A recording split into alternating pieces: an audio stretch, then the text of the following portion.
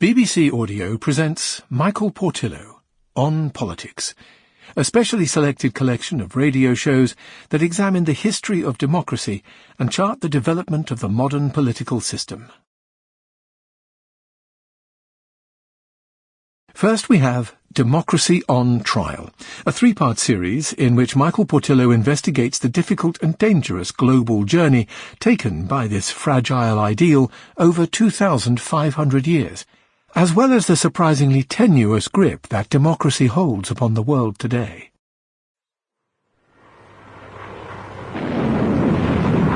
This is the sound of democracy dying.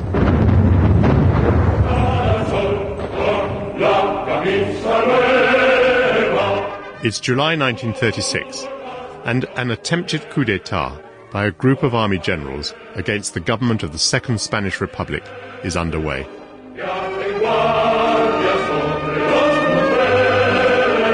After 3 years of bloodletting, a fascist state controlled by General Francisco Franco was victorious, and democracy would be banished from Spain for nearly 4 decades. The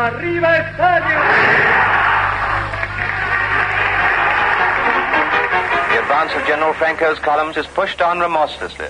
White troops and Moors well... The torment of Spain is now viewed as the curtain raiser to the Second World War, which scythed down democracies across the globe. But the defeat of Spain's elected government is fundamental to my passion for democracy.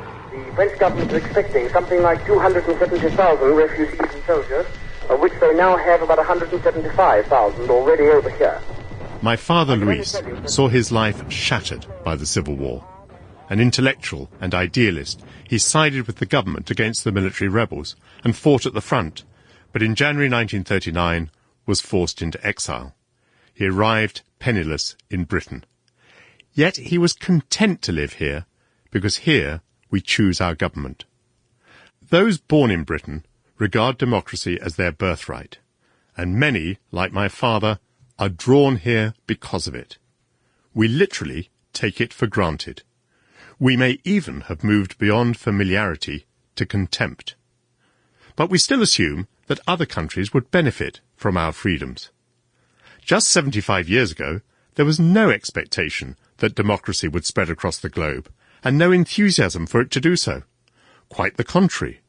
Here's an editorial in The Times of the 10th of August 1936, immediately after the attempted coup in Spain. Recent Spanish governments have tried to conform to the parliamentary type of republican democracy, but with scant success. It may be that the system of parliamentary government which suits Great Britain suits few other countries besides. We forget that Britain had been a democracy, as we would understand it now, where every adult is entitled to vote, for just 8 years when that article was written. British people can airily declare, even today, that certain nations, races or religions are unsuited to democracy. For Luis, who saw the dawn and dusk of democracy in a few brief years, democracy was as essential to the state as water is to the body. That's how I feel today. I've experienced the disillusion, and I've contributed to the disillusion, no doubt. Yet I love democracy, and I believe that unless we love it, despite its deformities, we shall lose it. Perhaps you need refugee blood in your veins to feel that way. My grandfather settled right in Los Angeles, actually fleeing the draft in Japan because he didn't want to fight in the Russo-Japanese War back in 1905. The words of a man whose grandfather fled Imperial Japan. The grandson is now Professor of International Political Economy at Johns Hopkins University and author of the controversial work The End of History and the Last Man, Francis Fukuyama. It is very hard to look at the history of my family, because my grandfather came from a pretty poor peasant background in Japan, and his son already managed to get a PhD from the University of Chicago and become a university professor in a single generation. And I think that the kind of freedom that my family experienced is something that you tend to get really only in liberal democracies, because democracy is a package of things. It's not just elections, it's also...